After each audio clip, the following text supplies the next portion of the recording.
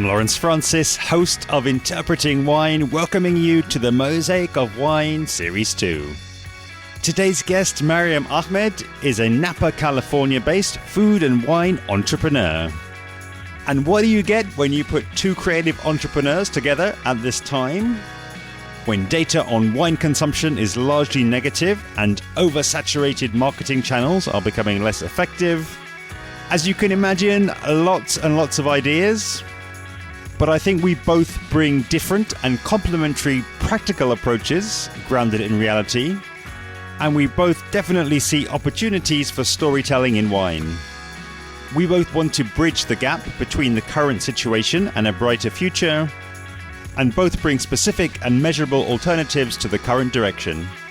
During our conversation, we get into some of the roles she holds and how her consultancy is challenging the narratives that wine regions are telling, and indeed the way that they tell them.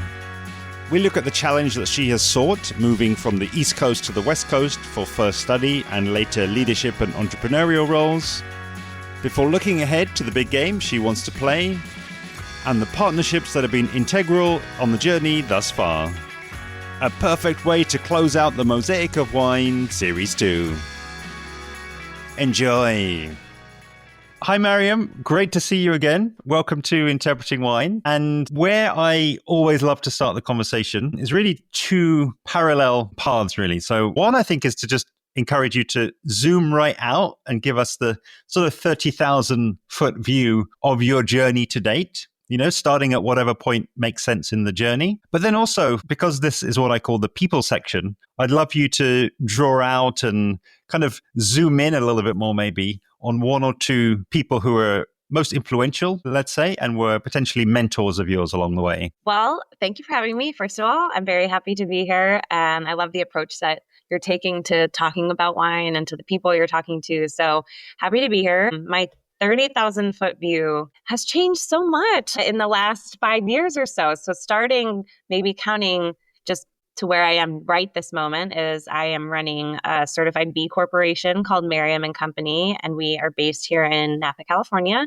All of the work we do is geared toward consulting for brands within and outside of the food and beverage industry. But what we're trying to do is help our brands and leaders storytell better through the experiences they offer and through the audiences that they engage. That's the really high level. I've been doing that for 5 years, which is why I said my 30,000 foot view is different than it has been in past interviews because it feels like a big mile marker for us this year. If I rewind, I have been in hospitality since I figured out how to make a pizza in a pizza deck oven in a neighborhood pizza shop around the corner from my house. And I never really looked back. I think that there were a lot of signs growing up as to my passion in the industry. It was very confusing for my parents who have never worked a day in their lives in hospitality. And I think I was fortunate because I was allowed to encourage, maybe not just allowed, but encouraged to pursue this path that was so very kind of unexpected to them. And I did my undergraduate at Cornell University for hospitality.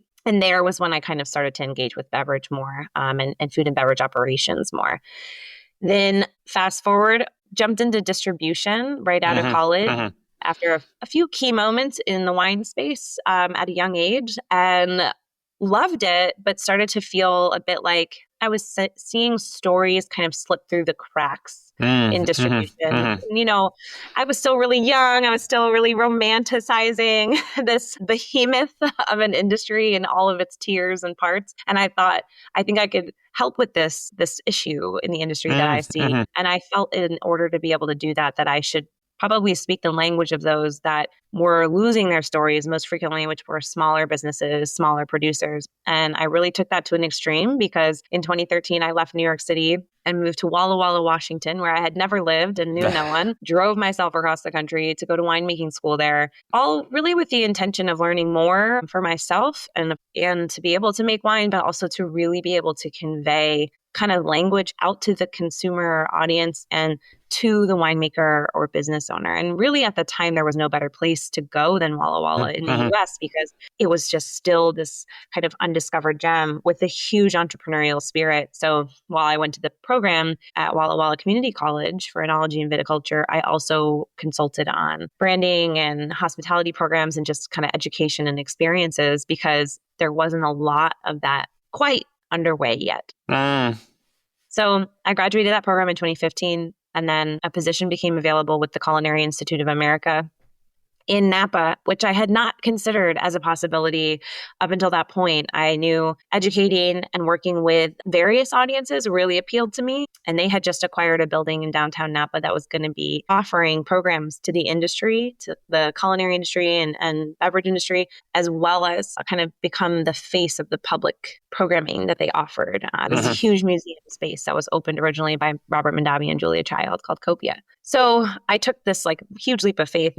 Again, moved to Napa. I didn't know anyone for the company for 5 years. And then I launched my business and learned so much. The last 10 years of my career have been just this immense opportunity for growth and for helping to connect food and beverage to people's discovery of themselves, people's work on their brands and strategy. And I've just done it from this beautiful place called Napa. So that's the 30,000 foot view. I know you were talking about the people part. Yeah. I think vaguely, without naming someone, the first thing I would say is I am one of those people that is never hesitant to just ask, to just make the ask cold if I have to, because I'll put in the work with the relationship. I'm really relationship oriented.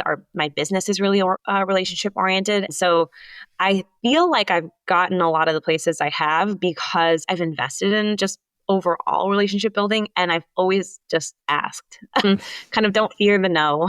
But in 2020, I had the chance to chat with Dan Petrosky, and I was really missing fermentation and winemaking, having been in Napa for a long time, and my business was underway. And I had gone to him and said, I know that wine is such a big part of storytelling, and it's how I get people to understand what I do and how I do it well. And should I create a brand or shouldn't I? And his answer was no, don't.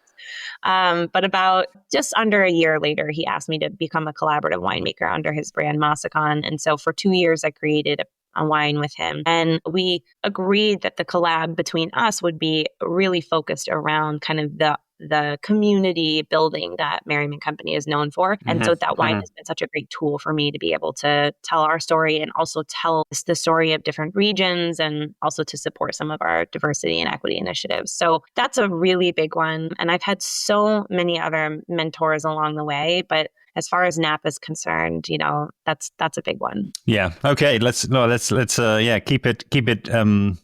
up to date and keep it a little bit focused on Napa. It's great. I mean, I think again, super interesting to have again all of those elements kind of one after the other. I'm guessing it's probably quite rare that you actually tell that story sort of in one go like that. But I think the word I would say, and it seems to be a constant really, even through that story, is storytelling. So where we kind of now transition into a little bit more culture, which I think is, a bit more around the underpinnings really. And I guess, the stuff that has influenced you over time. I'd really just kind of encourage you to explore a little bit storytelling, you mentioned early on, it was, you had an inkling that there was something missing there. And obviously, over time, your idea of what good storytelling is and potentially the materials and the structure that you put around that has developed. So maybe you're almost in another sort of round of that. Tell us, why was storytelling so important at the start for you? What was the impetus? What was the kind of push that sent you in that direction? It's a really good question. I mean, this isn't a therapy session, but I could go back to my childhood. As I always say, as far back as makes sense. Yes. I think I think if I dialed it back, storytelling is the thing people understand. It's the word you use because it removes some of the complexities of kind of how you got there. And sometimes we have time like this to tell that story. And other times you're, standing in front of someone at an event and you have 60 seconds to tell them what you do. Yeah.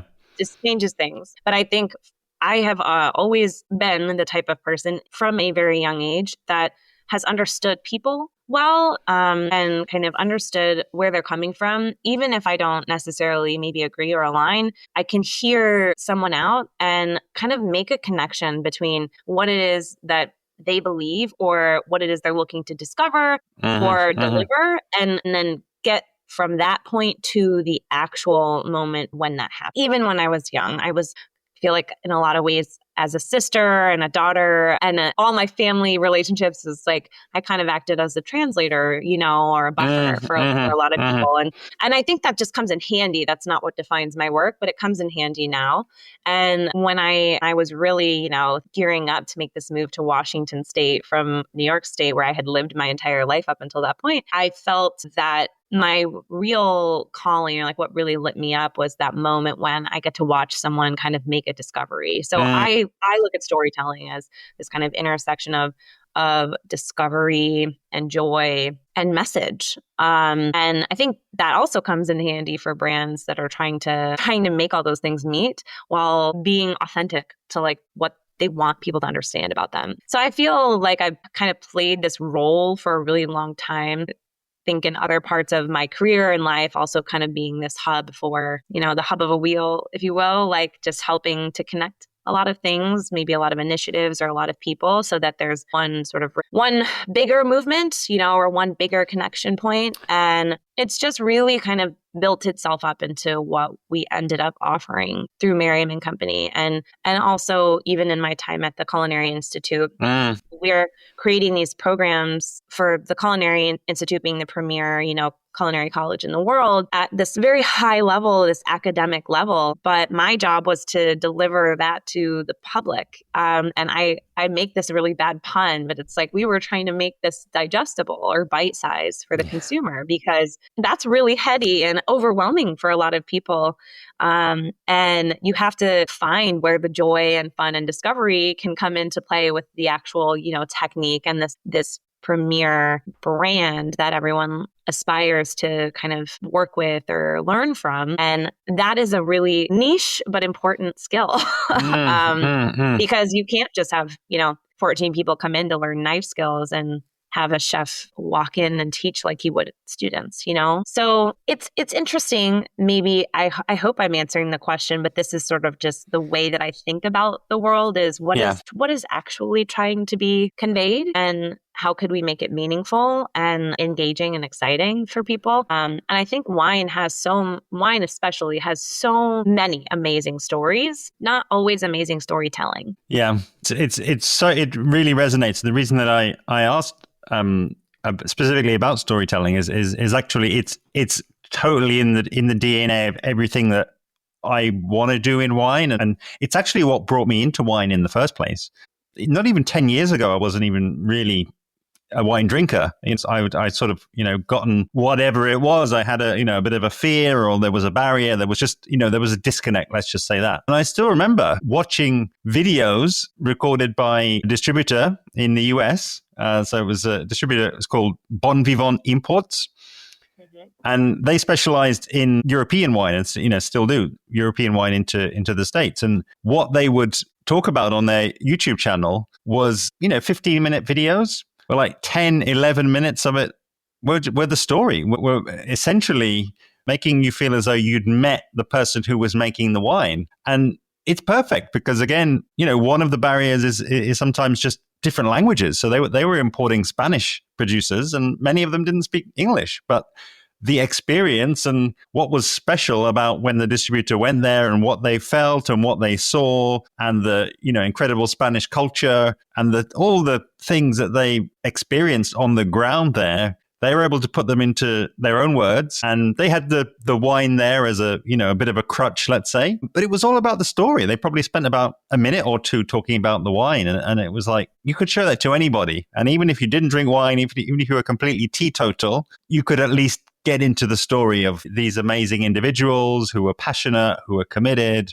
who were growing and making wine in line with sort of the environment. There was so much there, so many hooks, I like to say, sort of get onto, and I believe you're right that there are so many hooks in wine. I think that people like yourselves, that's a really noble mission to expose all of those hooks and just give people the opportunity to hook onto those and to kind of go down the rabbit hole, let's say. Yeah, I think first of all, also those videos, what a great tool, even on the sales side, Yes. That's so helpful for salespeople that don't always 100%. get tools like that.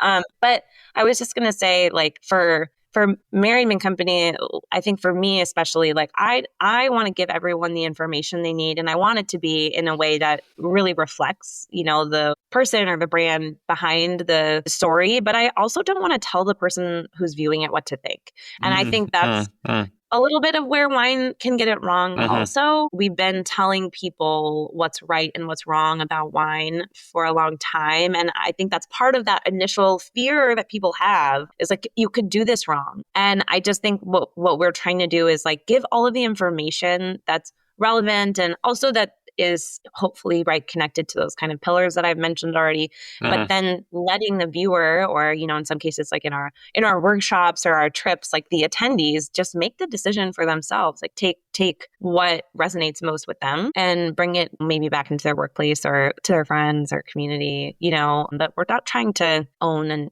a narrative or like demand that a certain outcome take place as much as it is building resonance and helping people see themselves in the example in front of them. Yeah, it's an interesting one, isn't it? Because I think my mind actually kind of related, but the first hook for me was just Spain, because I was and still am totally in love with Spain, and I was really focused on learning Spanish. So actually got into Spanish wine as a way to explore the Spanish culture and to kind of just get closer to that. And something that always stood out to me was it's just that language is always changing. I find that as a language learner, I was trying to expose myself to as many Spanish speakers, native speakers as possible. But it was always just so interesting to me, the range of different answers I would get to a particular topic. And I think that the underlying thing was just that the language was shifting. The language was just like constantly evolving. It was constantly changing. And in Spain, they have a very, I forget the name of the institution now, but they have like a sort of the guardians of the language in a way. And so I met so many Spanish people who they almost felt they had to embody that. And it was like any little deviation in the language, they really resisted. They were like, this language is a fixed thing, and it kind of cannot change. But it always changes. Go back 100 years, 500 years in Spanish, English, and in any language around the world, it's always sort of shifting. And I would relate that back to your narrative there about okay, you've got the terroir, you've got the site, you've got whatever is happening to produce the wine. But then, the way that that's communicated, the way that that's understood, the way that that's enjoyed, there has to be an element there where we're letting people kind of step up. Because at the end of the day, beyond aging a wine or changing the temperature of it, there isn't really much that we can do, to sort of influence that final experience. It's like, let us get involved. We're excited. We bought the wine. We want to kind of have our input as well, I think. Yeah, definitely.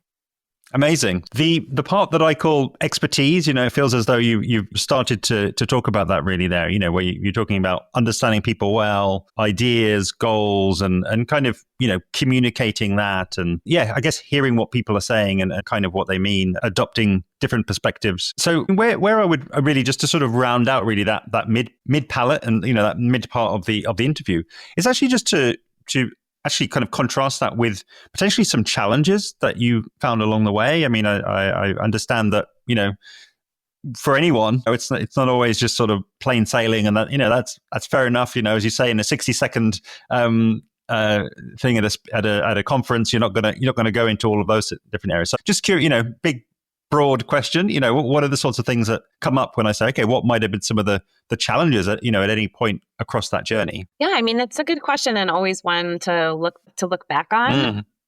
I think some of the challenges I faced were really, were really about me. I mean, I didn't grow up in a wine drinking household. I didn't grow up. We never really went to restaurants or this passion came from something totally of my own in a lot of ways. And I think I maintain it in that vein as well. So I think I take on a lot of the challenge of, for example, trying something new, like moving across the country and knowing no one. And having a lot of people say, why wouldn't you just stay and take a sales job? Why wouldn't you just move into the next phase of your distribution career? And having the challenge of believing myself enough to know that I was making the right decision for me and not letting other people's opinions of the exact path one should take influence my decision. And I think that's a real challenge, but comes from like a place of knowing, and I think that I bring that up just because I feel like that's how I've made all of the decisions in my career that I have made. However, not without its challenges. When I took the role with the Culinary Institute, it was, no risk, no reward. It was a brand new building with an established department, but the sort of sky was the limit as far as what they needed and what they wanted to offer, allowed the opportunity to create, but not from a place of simply wanting to create, right? You have to use data and you have to reflect on what exists within the business. And then there's the challenge of being young. And, I was in a director role before I was 30. And that came with a whole set of challenges. I was a woman in a very, really male-oriented just business, generally speaking, on the culinary side especially. And then you add wine to it and it's the same. And that could be hard, that could be that presented its challenges from just, my level of experience and what I could offer didn't always match people's idea of the level of experience of what I could offer based on my age. And you just fight that, I'm one of those people that's like, I'll just prove it. I have nothing, I know where I come from. I know what I've done. Yeah.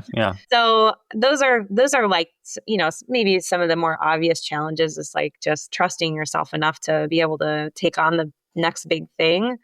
And then I look at like my business. About the time I was getting ready to start my business, one of the things that I was feeling really passionate about and had been working on even in my role prior was to make sure that like we were employing, equitable supply chains, that we were focused on sustainability and working with clients that were focused on sustainability, wanting to just have that be our ethos and not what we were like offering as programming necessarily. And I had someone really high up. I was in this mentorship program that I received, and I was told that was like going to eliminate so much business that I could get, and that was going to make my business, not viable because I was too focused on the important things. I guess this is how I would say it. Yeah. And I just remember how important that meeting was, because I think not anyone else, but someone who maybe wasn't ready to be told no and then still do it anyway. Yeah. It could have hurt, Yeah. but in fact actually made me really sure. Someone telling me, that's not going to work was really great, because I was like, okay, well, now I have something to measure myself against. So the challenge of just seeing right up front, right before me, I wasn't really even 5 months into my business, and seeing like where people felt, sort of what they presented as values and what the values actually were. I learned that really quickly, that there's some differences there of what you see up front and what's really going on. And that is a constant challenge, especially in consulting, and especially when you're trying to create spaces and stories that are, inclusive and representative of the general population. Yeah. No, it's a really, I think it's a really insightful one there, Maryam, because it's almost as though, you yourself, as you said, you have sought out challenges. You've been like, okay, let me, and you don't want to do things the easy way. You're kind of seeking out a challenge, but then also people have sort of, lumped on those challenges onto you, as you've gone through. And, I'd imagine that's led to a great example there. I think it almost, will force you to choose, right? It's like, you've got to choose what's important or not. It's like if somebody is really coming and I'm sure, had a kind of a solid pitch for you about why you should go, this way, it could have been easy to have gone along with that, even potentially have regretted that further down the line. But it's like, okay, to actually ingest that information, because I think, challenge is needed, isn't it? Right. It just shakes off, I think, for me, if I think about that, it's like, okay, what of these beliefs that I hold, which ones am I willing to be flexible on? Because again, there are sometimes, there are beliefs that we hold and we think they're absolutely rock solid, and then a little bit of challenge, and it's like, okay, actually, I can be flexible on 1, 2, and 3, but then you realize, the ones there that you've alluded to, it's like, no, we're not moving Yeah. there. And it isn't like for the reason to just say no or for the reason to just fight harder. Like you can't say you're I don't know, my opinion is you can't educate if you're not also willing to learn. And I'm happy to hear people out. I really am happy for a multitude of perspectives, but it doesn't mean I'm not going to stop and consider my own. Mm. And I do think I think that's such an important element of addressing challenges.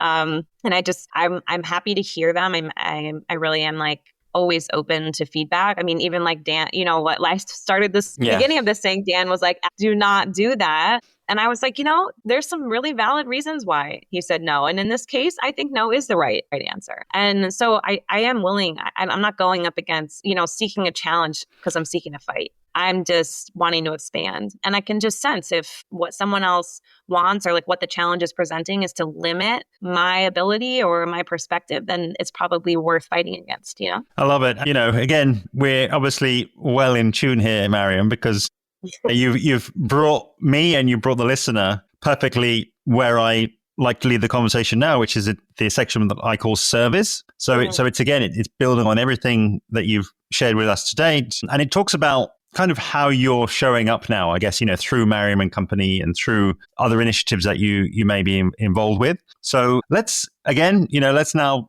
focus a bit, with the kind of knowledge of all of what we've spoken about in mind. Let's get a little bit more granular then. Let's go a little bit more into, I guess, the specifics of what the company has become, because I'm sure, again, it's evolved and it's changed. As you say, that view has sort of changed over time. But yeah, let's go with, April 2025, and the types of services that have survived all of those different challenges and are things that you think, okay, this is my niche. This is the part of the wine world and hospitality world that, I see myself playing in for the foreseeable future. Yeah, I love that. Well, we're April 2025, 1 month away from being 5 years old. So, that's a huge milestone. It was really important to me when I started the company to hit that milestone as a woman, as a woman of color-owned business. I really felt, if I can hit to year 5 and be in the black and performing and et cetera, I will be so proud of whatever like chapter comes after this, regardless. So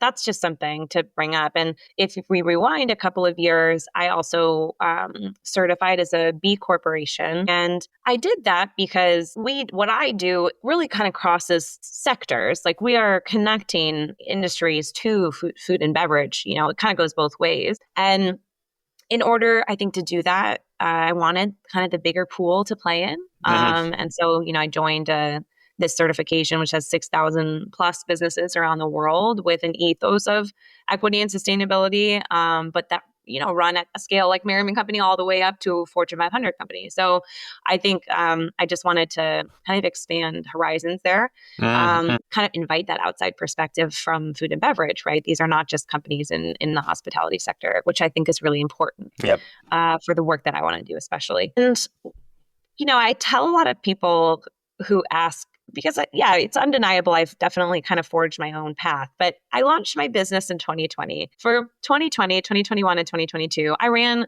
a different business every single year because the world was different every single year, the first 3 years of my business. We didn't hit a steady state. I didn't feel like we hit a steady state until probably mid 2022. And that was a hugely important learning curve. How to stay afloat as a business in a time when a lot of things were falling apart. And I think I bring all that up to say that there are some really clear things that we have done and services we've offered in as much time as things have changed that are like the through lines of Maryam Company.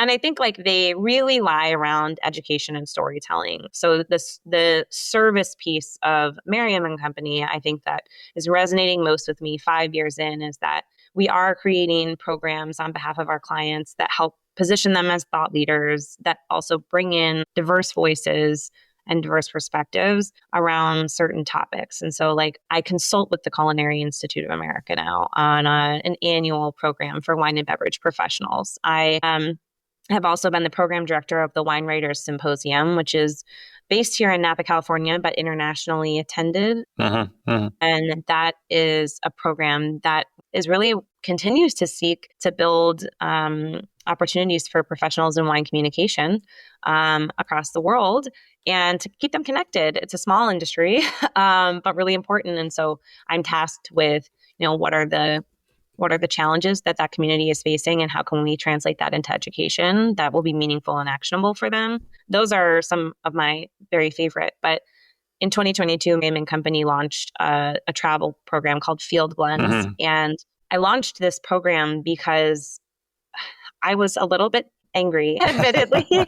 I was a little bit frustrated, maybe is a better word. Angry is not the right word. I was frustrated that I was hearing people coming back from like PR trips, media trips, industry, buyer trips, and just being so exhausted. Overconsumption kind of being a really big takeaway from their experiences, and just like no real through line on narrative for maybe a place they had visited. I'm generalizing for anyone who might be offended by what I'm saying. I'm generalizing. I'm sure there are some people doing a great job, but this was like an overwhelming piece of feedback. And I felt specifically frustrated because of the level of like regional work I had done, having lived in Napa, having lived in Walla Walla. I grew up near the Finger Lakes. And I know there's so much more richness that we can provide people contextually that could connect them better to a place. And so I launched Field Blends in 2022. And that was really to act also as like a brand extension of Maryam Company, to let clients see what we can do. Like, let us transform experiences, the stories and narratives that we share. And then really importantly, let us bring in an audience that has so much richness to provide to those narrative building activities and stories, but hasn't always had access to do so. And I think like the concept of a field blend, it just works really well. It's really built into the ethos of how we create this 5-day long program. And it's like, people coming from all over the country that don't know each other. And then you're building this really community within communities, and it's got a huge ripple effect. So that's work that I'm still very focused on. We're entering our 4th year of Field Blends, and we've gone to a different U.S. destination every year for 4 years in the first week of June. And that program is offered to consumers and the industry. We offer tickets available to for sale. Like if a conscious consumer, I think where we pretty much spell it out, this is what we're about. And if you want to come, you're more than welcome. But we have an awards program for industry members to apply, and they can come full access, no out-of-pocket expenses, so that they can actually receive this experience that I think we were missing out on telling when we're just, having, held foot to flame by people paying companies to tell their stories for them. And, I think it's cool. We come in as a third party and we get to explore the stories without the attachment. And I do see that as a privilege and understand that. But it is really hard work, but it's really worth that work too. Yeah, I absolutely love that. I'm so happy that you've kind of gone deep into Field Blends, because and again, I think it, I don't take anything that you've said as unwarranted criticism of the current model, because I've been in that same situation, and again, I sometimes check myself. It's like, okay, you've been taken to a place and you've been shown fantastic hospitality, but there is, and I'll speak for myself and I'll own it, and it's like, but there's always that nagging feeling that what is the return on investment? What is actually the change that is going to be happening out in the world? And I've always said is the sort of test is like, okay, if you're going to criticize something, or you're going to in my case, draw out and so be able to make a structured case for what is wrong or what could be improved, then I think have an alternative. I don't think this sort of getting into just sort of moaning about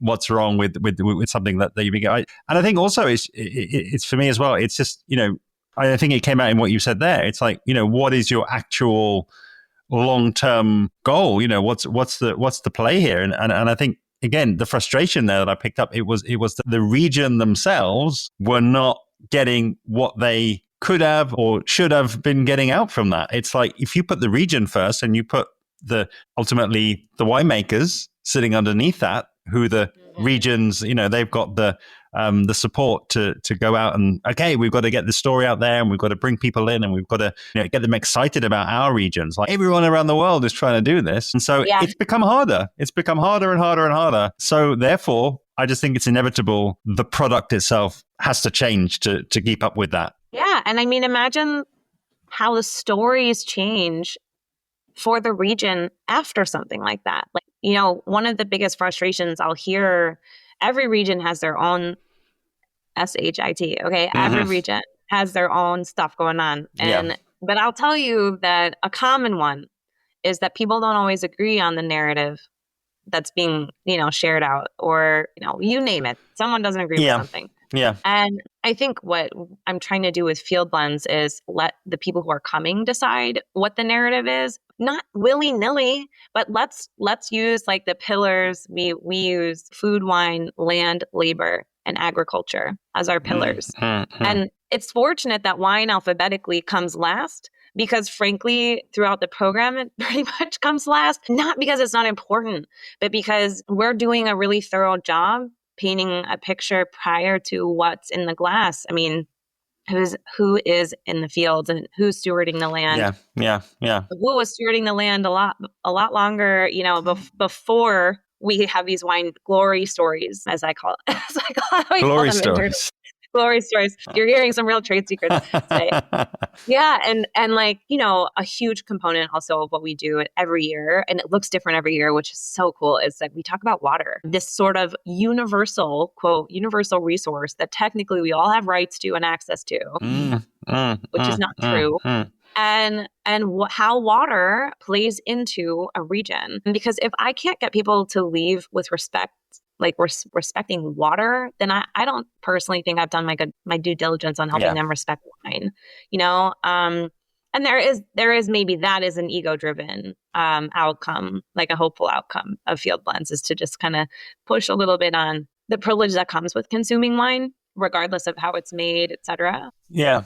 And just trying to help kind of paint that picture too. But I will say, when you sort of take the mask off of the PR one-liner, you really do find so much beneath the surface that helps paint a picture for a place. And again, I am in a unique position to be able to do that. I take a lot of risk going to a place and telling them you can't do anything you've done before. A lot of people don't want to hear that. It takes a lot of salesmanship and a lot of explaining and educating as to why that will work. And now 4 years in, we've got some proof of concept, obviously. Yeah. But those first 2 years took a lot of trust. Yeah. And again, I think, kudos to you, because it's like, as well, things, and I know this myself, in what I'm doing and what I'm trying to communicate, the value of audio, that's if you like, that's what I, believe so passionately about, where there's an avenue out there where brands can literally spend hours and hours and hours and hours telling their story, to, kind of contrast and compare and contrast a little bit. We're in London because we're a central market. Everyone, inverted commas. I know, a lot of people are not bothered about selling here, but, a lot of those regions, that's on their strategy. That's like high up on the list. And so how do you get an Italian region or a Spanish region or an American region to kind of reach and influence Londoners and the London wine trade in the most effective way? It's by doing tastings. And personally, again, I don't criticize without having an alternative, but I just think that the tasting model is broken. It's completely broken because the market is so saturated that there's constantly multiple tastings taking place all at the same time. Sometimes people are coming into a tasting, I heard the other day, 20 minutes, this sort of, really influential buyer that everyone was excited about and everyone had sort of been, courting and wanted to come through and wanted to kind of, rock their world and change their life. 20 minutes. And it's like the model that you have now is not going to take advantage of that. And actually, with 20 minutes, there's kind of a lot that you could do with that. But the old ways probably have to change. You've got to maybe, as you say, deconstruct it, think from the ground up. And I think that's probably, exciting, but I'd imagine as well a little bit scary for the regions to not know exactly what's going to be coming out from that. Yeah, it is. It, like I said, that it takes a lot of trust. Absolutely. And I mean it. And then of course we have to deliver. I think, we didn't talk that much about this, but I think a lot of people see what we've created with Maryam Company and kind of like the path that I've taken. And I get feedback that people want to do something similar. Mm.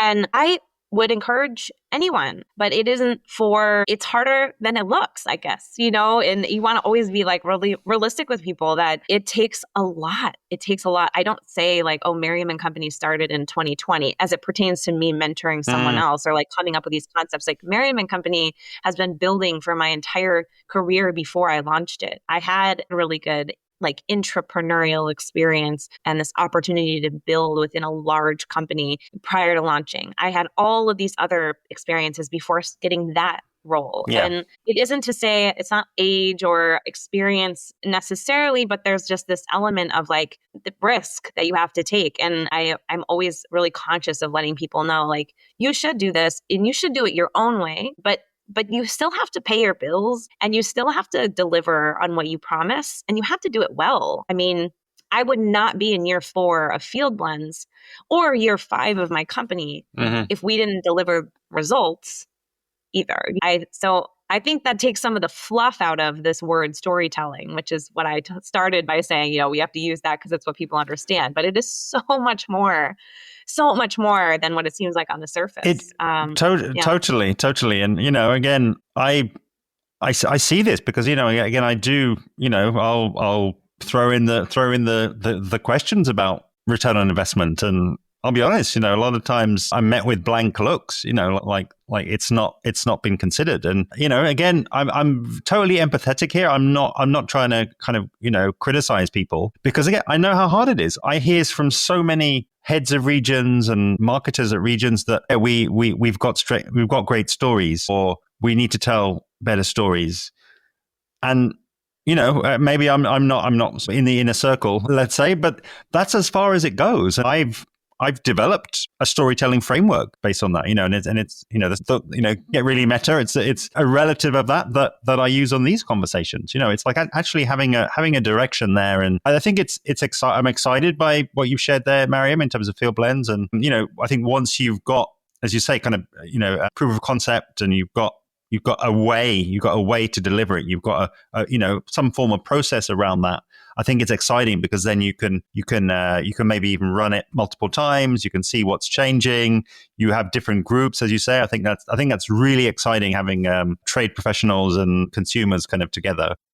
Yeah, how great for a trade professional to have a consumer on the trip and hear the questions that they're asking. Honestly, totally brilliant. And just there's a lot of opportunity that comes from having multiple perspectives in the room. And we have, just to kind of bring it back to like regional messaging and everything, we travel by shuttle all together on Field Blends. I ride the shuttle with them, and I have a community partner in every region. So someone who's based in the region we're in helps me build a program. And it's a really important part of Field Blends and how we make it happen. And it isn't perfect. I think that's the other thing that we struggle with in wine. Yeah. And that's why I was saying wine has great stories, but not great storytelling sometimes. It's like we're so worried about what we're delivering that we're not seeing if it's even resonating. And sometimes like something being imperfect is really important because it's obviously real. First of all, it's not a facade. Yeah. And it gives everyone a chance for dialogue. So, we've had experiences where we'll get on the bus and we've just had a native historian tell us about the history of the land that we're about to be on for 5 days. And it's very complex because you're a part of something that has changed their history. And we leave room for dialogue about that. And if something is absolutely sort of complex, like what questions do people have still about what we just talked about, regenerative farming, for instance. And that's really where like you see where there are opportunities for storytelling for our region. And so for our, what we deliver to the region kind of at the tail end of Field Blends is a big debrief. And we invite every single person that was involved in Field Blends to attend if they'd like and provide all the survey feedback from everyone who attended, but also point out narrative opportunities for the region based on our experience there. And I mean, it's a diverse group of people from across the country. A lot are metropolitan. Why not listen? Like, it's a 5-day focus group Yeah, for a region. yeah. No, I love all of that. And is it possible at all to share something around? I think you said you've got an edition, let's say, coming up soon. What were you able to share with me and share with the listener about that? Yeah, we have our 4th installation of Field Blends is happening actually in Lodi, California. It's the first time I will be bringing the trip to California, which is funny since I live in California. But I chose Lodi as our first region in California because of the nexus of that it is for California wine. It is an overlooked nexus in California wine. And there's just a lot of history in the region.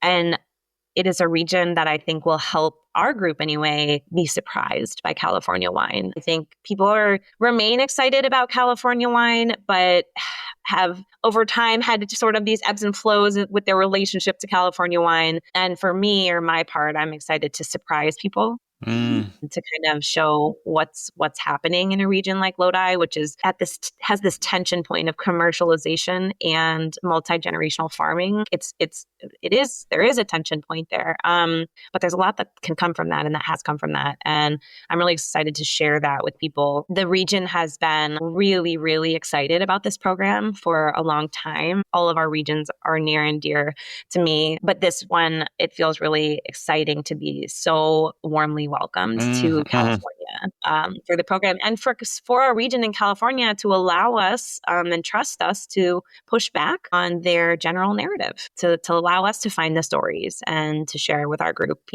what's happening here. I think that's been a really special part of this process with Lodi, definitely. And so every year, we go the first week of June. So we've gone to Walla Walla was our first year, Finger Lakes, New York, second year, Michigan. We were based in Traverse City, so northern Michigan, but we had state representation.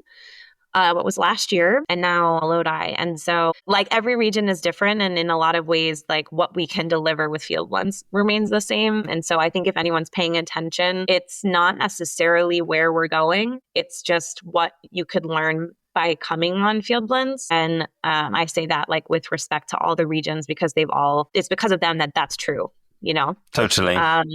Yeah, it's been an amazing project. So bring about 14 people every year. And that's a mix, like tickets are available for purchase and people apply for the award. Usually early part of the year, we have our applicants and then they're selected by March. That includes someone in the media. We have a media trip award as well. And the person who receives everything that the trip award recipients receive, but they also receive a paid piece in Full Pour magazine in the issue following Field Blends, which is super exciting because it's a print publication. And so we're giving kind of access to a byline for an emerging journalist in wine. So we're trying really hard to always expand, where could we create more access? Where could we expand our storytelling? Yeah. And I never, so far, in the 4 years I've been doing this, I've never thought, we'll never go back to the same region. So for anyone who missed one, you work hard to build those relationships. Not going back would seem silly to me, Totally. And it's going to be a different story every time, right? Because the evolution of a place and what the nature of what we do in wine and by proxy food and agriculture is constantly changing. So the story should too, the experience should too. Yeah, no, I love that. And I can totally relate to that as well. It's why I, for example, will have the same guest on multiple times. It's like, you don't just, it's not one and done, isn't it? It's like, it's always changing. It's always on the move. So why shouldn't again, the people of that place and who are themselves, retiring and moving out and moving in. It's just wonderful. That those experiences you've described, they really sound, I think, I think myself and a lot of my audience already know, just how amazing wine regions really are. But I think it's also just great to learn more about your process. And, it sounds as though it's a very, very thoughtful process. And it feels as though it's going to deliver like a huge amount of value. And I'm always quite sensitive to what I call those sort of, win-win situations. It's like, no one needs to lose in all of this. It's like everyone can win in this, because the people that come, they will be ambassadors for life, I'm sure, for about the region and about wine. It's like you're creating, people are taking them really further down the rabbit hole. And that is, of course, going to benefit the region. It's, of course, rightfully going to benefit you as well as an entrepreneur, as a business owner. So it's like everyone can win. And I think that's the future of business for me is finding those intersections and, finding those mutually beneficial arrangements. And all of that being said, we sort of look towards closing, the questions get bigger, really, Maryam. They don't get smaller. So based on everything that we've said there, I'd love to, again, this is April 2025, but, I'd love to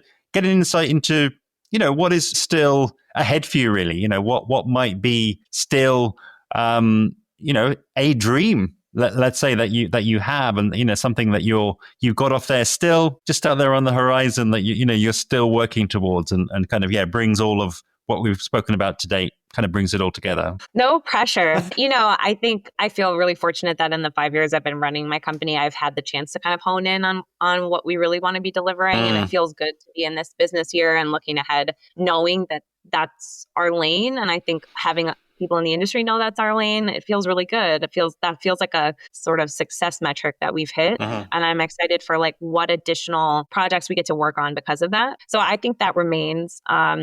Last spring, I spent a semester teaching at the college here in Napa, and that was really fulfilling. I think by now, I would assume everyone here understands that I've really got a heart connection to education, and it feels really interesting to be in that part of your career where you've got enough information to help the next generation and to educate. And that was just so special. So I see more of that in my future, which is why I brought it up. And I also would like, after having done this for so long, to find a creative way to put it down on paper, to write, and to some form of published piece or a published book around kind of this work that we've done, and really not necessarily in a glorification way, but in a way that helps other people do the same. Because I think one of the biggest pieces of feedback, one of maybe the biggest pieces of evidence that I see in our work is the way people change their models, the way people think about delivering messages differently after working with us.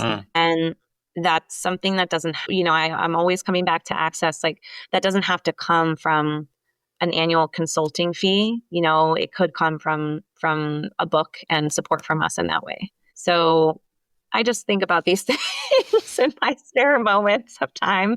And we'll see. I think we'll see. I have always leaned into the challenge of things. I think that there's still some kind of really exciting and interesting challenge on the horizon that I haven't put my finger on yet. That would be a marriage of all these things that I've honed my skills in and passion for, and I'll pursue that when I know it comes across. Keeping the eyes open and the senses open to that challenge, which and you'll find it, I'm sure, and it will keep coming. I loved our conversation today. Really, it's been so cool. And again, it's just always a pleasure to have the time and then to be able to share this and be able to kind of transmit this. And for somebody else, that neither of us have ever met, to be able to tune in and to go on this journey in the same way that I've gone on this journey today. So I'd love to just really in closing, I'd love to give you the last word, is really just to look ahead a little bit and give us maybe one or two either calls to action, maybe potentially for something that you've got coming up, an event or something or other, and certainly contact details, coordinates on the web where people can continue the conversation. Yeah, well, thank you, Lawrence. I've really enjoyed this conversation too. I think it's really, like I told you in the beginning, I think it's so cool what you're doing, and it's such a unifying thing also. I'll shamelessly plug something, which is our newsletter. We send our company newsletter twice a month, and very, very rarely 3 times a month. So I don't want to flood people's inboxes from an unwelcome place, but we do an editorial newsletter and we do a strategy newsletter. And so I think if people are kind of picking up on some things we've talked about today that might be helpful for them, there's more in those newsletters that can be applied. And especially our second newsletter of the month, which is focused on strategy, oftentimes a reflection of client case studies, or what we're kind of noticing in the field. So that could be really helpful and a tool. Where do we find that? Sorry? How do we sign up? Maryam Company. It's maryamandcompany.com. Okay. Sign up there. Yep. You can sign up there. And, Fieldlands Lodi is quickly approaching. It's the first week of June and it's already the last week in April. So for anyone who maybe feels like they missed the window on that, we run the program every year, the first week of June, and we announce our locations typically by September of the year prior. So, stay tuned because we will do this again. And actually next year is our 5th year. So we're going to go big, which would be really cool. And those are things that kind of come to mind right now. I would also just maybe mention that there are a number of organizations that Maryam Company works with that are dedicated to equity in the wine industry. And those are all listed on our website. Have great engaging events and education available to folks in the industry too, beyond what Maryam Company can offer. So I would just point people in that direction as well. But all on the website, really. You can find everything you need on our beautiful website.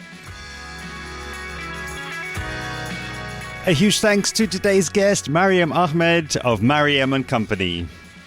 For me, today's episode serves as a personal preview of the work that we're both doing out there in the world. I'd seriously say, from my side, I don't think there's a better medium out there right now to engage with your audience than audio. And indeed, I don't think it's any coincidence that audio and audience share the same origin, the Latin verb to hear. And if you're still listening, now that you understand Maryam's story, her role and mission as she sees it, you're hopefully inspired to reach out and make contact. I'm really happy with how the conversation came out, and I add my voice and my channel to Maryam's mission of developing compelling wine narratives for mutual benefit in wine. Again, please do reach out and do keep the conversation going. Finally, from my side, please let me know what you thought of the Mosaic of Wine Series 2, the guests that I chose, the types of conversations that we had, and how these have influenced you. I can be reached on hello@interpretingwine.com. That brings the Mosaic of Wine Series 2 to a close. All that's left to say is a huge thanks to all series guests. And make sure you're subscribed to be alerted when the next series goes live. See you soon.